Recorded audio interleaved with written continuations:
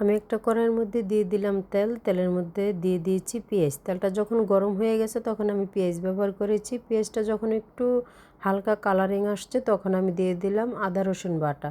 তো এখানে আদা রসুন বাটাটা আমি একটু ভেজে নিলাম, যেহেতু কাঁচা গন্ধটা চলে যায়। যখন নাকি আদা রসুন বাটাটা আর পেঁয়াজটা মিলে একটু ব্রাউন কালার হয়ে গেল তখন আমি দিয়ে দিলাম হলুদের গুঁড়া। তো এখানে আমি 1.5 চা চামচ হলুদের গুঁড়া ব্যবহার করেছি আর 2 চা চামচ মরিচের গুঁড়া দিয়েছি। আপনি যদি তরকারির কালারটা একটু বেশি কালারিং করতে চান তাহলে অবশ্যই আপনাকে মরিচের গুঁড়াটা একটু পরিমাণের চেয়ে বেশি ব্যবহার করতে হবে। তাহলে দেখবেন তরকারির কালারটা মাশাআল্লাহ খুব সুন্দর একটা কালার চলে আসবে। এখানে দিয়ে দিয়েছি পরিমাণ মতো লবণ, দিয়ে দেখেন আমার মশলার কালারটা কত সুন্দর হয়েছে। এখন আমি দিয়ে দিলাম চিংড়ি মাছ।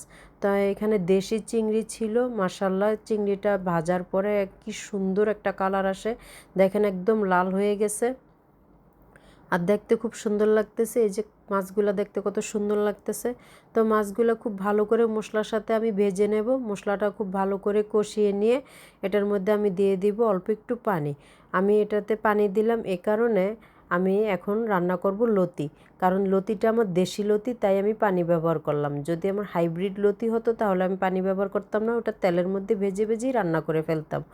আর যেহেতু দেশি লতি তাই আমাকে অল্প একটু পানি ব্যবহার করতে হলো। এখন এভাবে ঢেকে মানে নেড়েচেড়ে পরে ঢেকে দেব।